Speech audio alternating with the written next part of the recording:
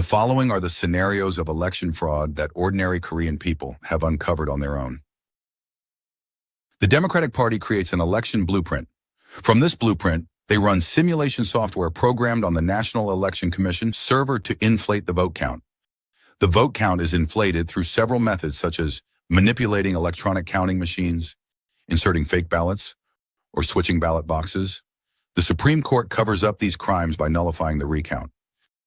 Of course, this hypothesis cannot be confirmed until the investigative agency forensically examines the National Election Commission servers and computer equipment. However, we believe it is the most persuasive hypothesis after analyzing the evidence collected thus far by citizens in the field, and we will lay out this evidence that supports our hypothesis.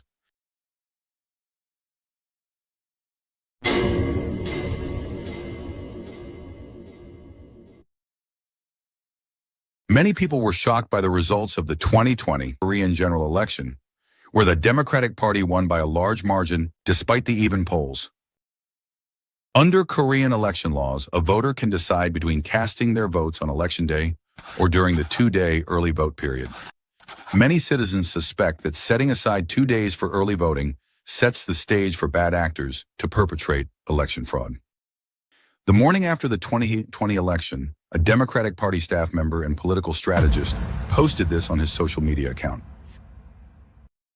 A table showing the number 163, which he bragged was the Democratic Party's prediction of the number of seats they would obtain, which later we found was the exact number of seats, along with an exact match in breakdown by constituency. And look at the table's title, Early Vote Manipulation Value.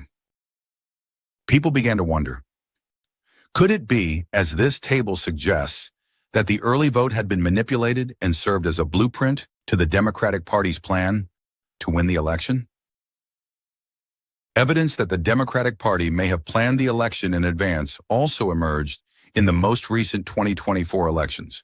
In an article in the Donga Ilbo, the Democratic Party said it was aiming for an overall voter turnout of 71.3%, including 31.3% in early voting. But even more surprising is that the early voter turnout in the 2024 general election was 31.3%, exactly the same as the Democratic Party's prediction. Based on the opinion polls in each constituency, the predicted voter turnout and the manipulation value, the number of early votes is inflated and distributed to each constituency.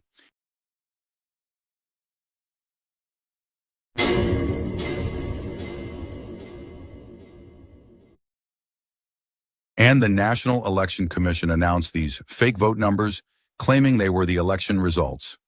In the election day vote should be close to the early vote. It is a general rule of statistics. But my statistical analysis of the vote result of the 2020 general election gave me strong confidence that this election is fraudulent. The blue bar representing the Democratic Party was entirely on the right side of zero, which means in every single constituency, they got more early votes than election day votes. The red Conservative Party, the exact opposite. Not only that, the graph is a mirror image with a 10% shift of votes in either direction. The other minor parties represented by the bars in the middle means their votes were not part of the manipulation. It is 100% vote fraud, since when I calculated the possibility of this vote result, it turned out to be almost zero. The result of the 2020 general election reported by the NEC is not possible in a real-life election.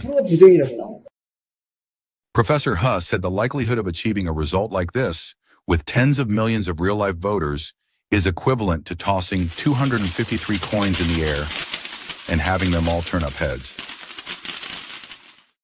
This graph shows the results of the recent presidential election in which Lee Jae-myung was elected.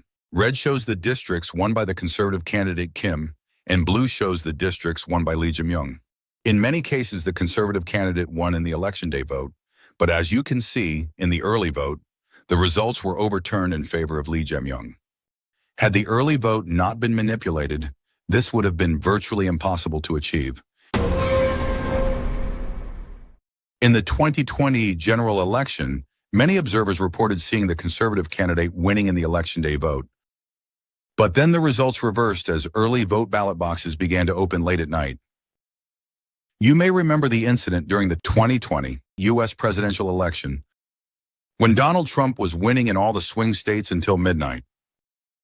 But when the mail-in ballot boxes that arrived early the next morning were opened, a flood of votes for Biden poured in, overturning the election results and giving Biden a victory.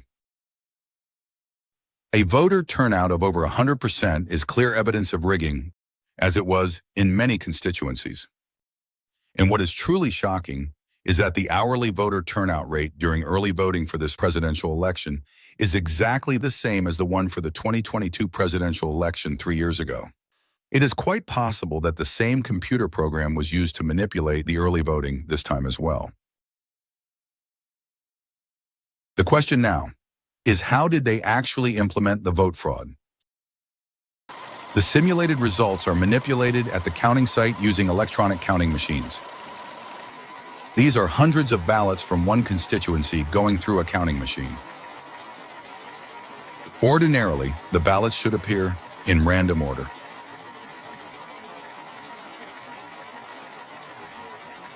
But you can see that they are all marked for the Democratic Party candidate.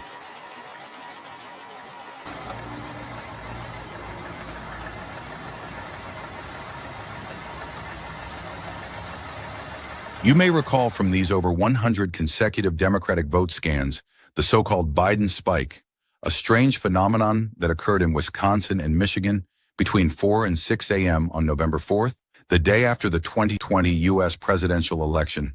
When the vote counting, which had been halted around midnight, resumed, a sudden spike in Biden votes was observed. Of the over 100,000 votes counted at that time, more than 90% were for Biden, and similar phenomena that occurred in Korea and the U.S., which defy the basic laws of statistics, can only be explained by election fraud. According to the target votes inflated and manipulated by the NISI computers, fake paper ballots were made and inserted into the ballot boxes. Take a look at this counting clerk separating paper ballots that are stuck together. Why are they stuck together when each ballot is cast separately?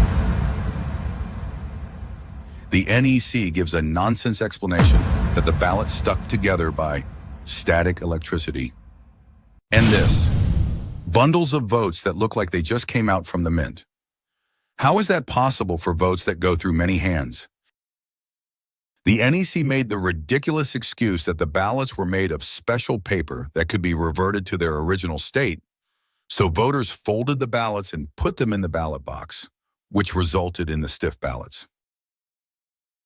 The National Election Commission's voting manual has a clause that says, cover all CCTVs if installed in the voting locations, which makes it impossible to check the number of early voters or any other illegal activity, such as multiple voting or proxy voting around the voting locations.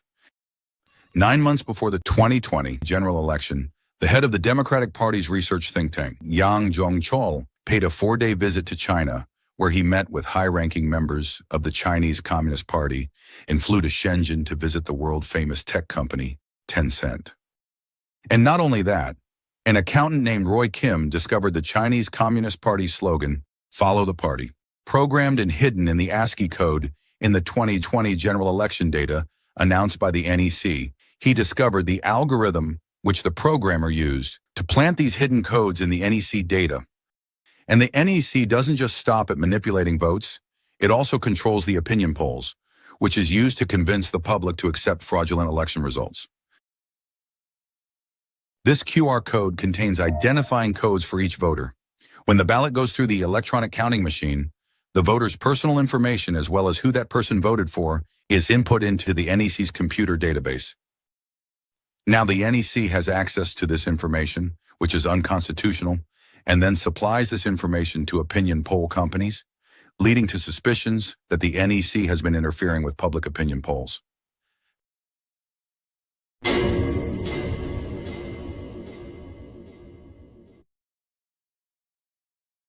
Despite the fact that the overwhelming evidence of election fraud emerged in the recount, the Supreme Court justices dismissed the lawsuit without even properly verifying it. The responsibility for the collapse of democracy in South Korea lies largely with corrupt judges who are destroying the rule of law.